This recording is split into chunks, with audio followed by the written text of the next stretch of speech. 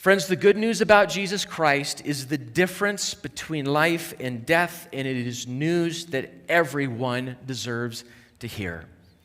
It is the difference between life and death, and it is the news that every human being deserves to hear. God loved the world so much that he sent his Son, Jesus Christ, into the world so that we can know him and the way of life that he offers.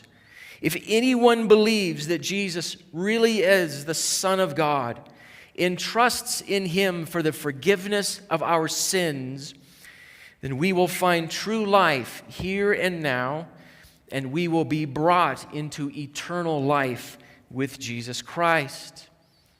This kind of good news is so important to God that he communicates it to us, and he asks us and empowers us now to spread the word.